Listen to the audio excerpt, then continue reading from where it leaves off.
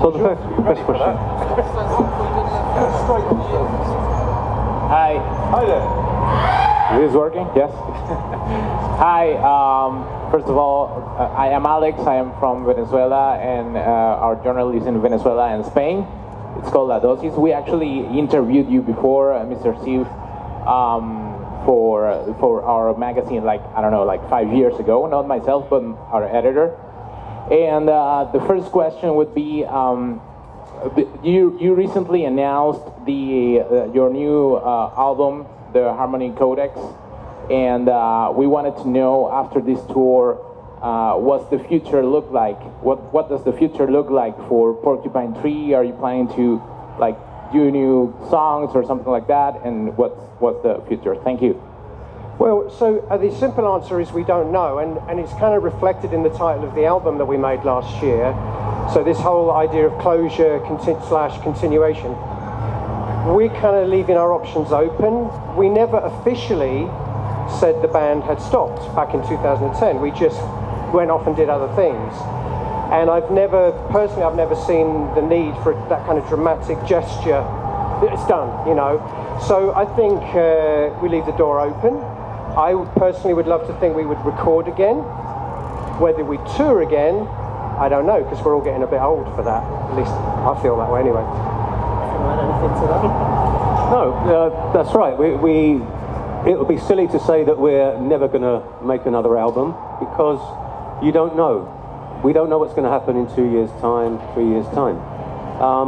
We do have a live album that's coming out at the end of this year. So that sounds really good. So that's quite exciting. Thank you. Thank you. Hi, my name is Claudio from Spazio Rock, Italy. I have a question for Steven. Playing music is becoming very, very difficult, especially after COVID. Just a question. Would you advise to someone, to a young musician, of beginning a one-man band today? And if yes, in which way? Okay, I could answer that question endlessly. I'll try and give you a very brief answer. This is a very personal perspective. So the gentleman here has asked, what would you advise a one-man band musician starting today to do? Starting alone and then... Yeah, I understood. The best advice I could give to anyone is, it sounds very twee, but it's the truth. Do it because you love it.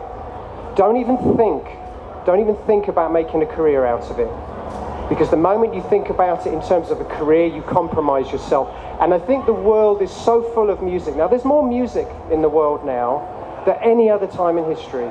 Everyone is making... Spotify, 120,000 songs a day get added to Spotify, apparently. It's ridiculous. There's too much music in the world. So, if you accept that and you think, well, that's a very negative perspective, but you can look at it as a positive too, and you can say, well, there's already all these people making music. If I'm going to do it, I should try and do something different, to do what the fuck I want. And if nobody likes it, I don't care. But if you do take that perspective, maybe you will start to create an audience, because what you do will stand out from everything else. So my advice is, do it because you love it, and try to find what's different about what you do. Not what the industry expects you to do, but what you feel is different. And people will tell you you're doing everything wrong. So now you can't do that, you've got to do what everyone else is doing. Bollocks. Find the thing that's different about what you do and accentuate that, and you may find, by accident, you start to build an audience. And actually that's kind of what happened with Porcupine Tree 30 years ago. Because I never expected to be sitting here now when I started doing what I was doing in 1991 or 92, which was complete. I mean, I started in the age of grunge, Nirvana, Soundgarden, doing this sort of little quirky psychedelic records, and here I am. Does that answer your question? Thank you. Hi guys, firstly, great to see Porcupine Tree reunited on the stage here. Stephen, I spoke to you, this is Eamon from Aeon Music in Ireland and the UK. I spoke to you back in 2018, and you literally said to me the chance of Porcupine Tree getting together was 0. What brought it from zero to where we are now, and how do you guys feel about reuniting once again as Porcupine Tree with Stephen? So basically, I lie a lot in interviews, okay? But there is a reason why I lied in that particular instance, because I wanted to talk about my new record, probably, okay?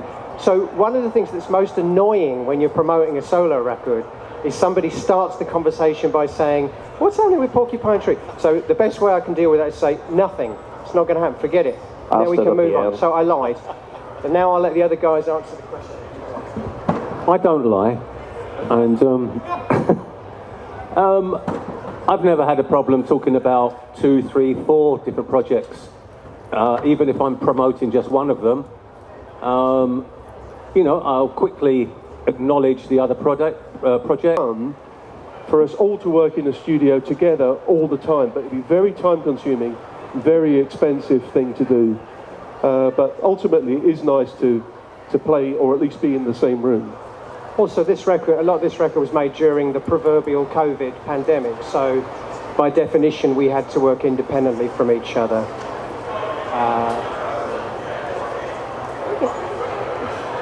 Hello, Stefan, Ireland, Golden Peck. I know Stephen is particularly keen to working on the sound, to remixing albums, to doing a lot of work like sculpting the actual sounds. I'm curious if it applies to everybody, and how are you listening to music at home? What kind of setup do you have? What advice do you have for listening your music generally, and of course Porcupine in particular?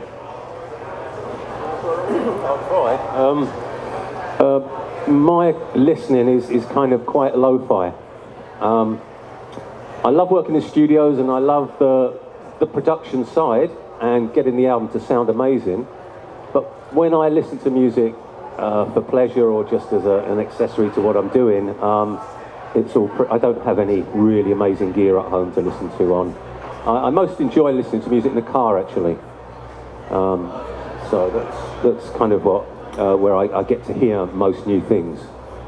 Actually, I bought some really nice French speakers called Focal, which Steve recommended, and they really do sound pretty amazing in my studio.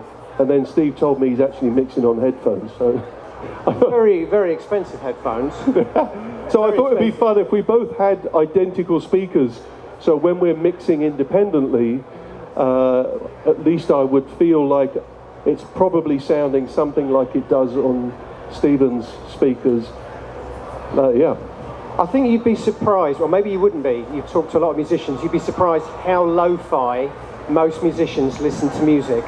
It's amazing. It's almost like they spend all this time in the studio with the most incredible sonic equipment, and they go home and they just listen to music off of their phone. Or I've come across this time and time again, because I'm working on like surround mixes and spatial audio, high resolution audio, and I send it off to the band and they're listening to it on their phone. And it's amazing, it amazes me how often this proves to be the case. I personally, I still love listening to vinyl as well. I'm old school, but I love spatial audio, as I'm sure you probably know. I'm a big advocate for, which I think is the future. Actually, I think the future is going to go in two ways. One is going to go more and more towards the convenience, people listening just on their phones, but the other direction is going to go more and more towards immersive spatial audio. Live, I also think that's going to happen live as well, which I'm very excited about. Thank you. Hi, my name is Amelia from Twin Musics. My question is, if you could have any band play one of your songs, which band would it be? Which song would it be? Shags, right? And would it be in your style or their style? The Shags. Actually, I really like Silk Sonic. Silk Sonic, yeah, I'd like them to do a cover of a Porcupine Tree song. Do you know Silk Sonic? I'd like the Shags to do a cover. Do you know the Shags? Google. Okay, yes. Google the Shags. Okay. And then imagine them playing one of our songs. All right. SHAGGS. See if you can spot the difference. Yeah, see if you can spot the difference. Sparks. The Sparks. All right, this is the last question. Thank you. Hi guys, Neil from Total Rock in the UK. You're all incredibly busy. I mean, Stephen, you've got all the spatial mixing you're doing with XTC and all the other bands. So how far ahead are you thinking with Porcupine Tree? Are you planning more into the future? We're not really, and I think that kind of goes back to the first question, that we're not giving ourselves that kind of pressure anymore. I think we feel like the band, the identity, the brand, if you like, is beyond that now. We want to enjoy it. If we're going to do something again in future, we want to feel like we have something to say. I've never understood this mentality where you find a formula and you simply keep repeating it. And I'm not going to name any names of bands, but there are certain bands that just seem to keep making the same record over and over and over again. Every 2 or 3 years. It's almost like, what's the point of making that record? And I've always felt the opposite to that. We're going to make a new record. What are we going to do that's going to make it distinct within the catalogue from all of the other records we've made? And actually that's a very uncommercial perspective, because the industry expects, quote unquote, more of the same. And if you don't give them more of the same, it makes it very hard for them to promote it. And that's why Porcupine Tree have always struggled a little bit to reach that kind of top level. Because we do keep changing, we have kept changing, we would continue to keep changing. And I think it would be very much a case of us deciding we had something more to say that would be distinctly different to what we'd just done on the previous record. Yeah, I think that the new album has quite an uncompromising sound to it. And I think we achieved that because we didn't have a schedule, there wasn't pressure on us to do it by a certain time, and nobody knew we were doing it. So we knew that at any time, if we didn't feel a piece of music was right, we could throw it away. And in a way, that gives you a freedom. And that, for us, was the most enjoyable thing. So I don't think we'd ever kind of go back to a schedule-based, way of working. It might just happen, but it'll happen naturally. And the album will be, if there is an album, it'll be better for that. And creatively, there's nothing more of a killer than knowing you have a contract to fulfill, and they need the finished album by September the 1st. It's got to be, we've got to have it, and you're still trying to write it. That's the worst sort of scenario you can have. So, yeah, I agree. The freedom of not having a deadline is very enjoyable. See, there's a lot of artists who are scared of losing their audience or scared of losing their position or their profile. But it's a double-edged sword, isn't it? We love upsetting our fans, and I don't mean that in a facetious way. One of the most important things for me is to see that some of the fans are upset, because it means we have changed.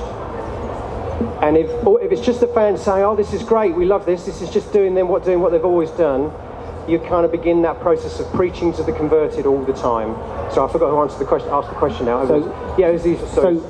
Prog is the new punk. The what? Prog is the new punk. I'm not interested in that. What is that, prog? What is it? What is prog in 2023? Progressive is just another way of saying sounds like something from 50 years ago, it seems to me. That's not progressive, is it? I mean, it's not a label we ever use for ourselves. So I know you're asking the question in a slightly light-hearted way, and I'm giving you that. But, you won't see us using that word in relation to what we do. Because like punk, it has just become, in a way, a meme for something from the past. And that's not. Okay. That was Porcupine Tree.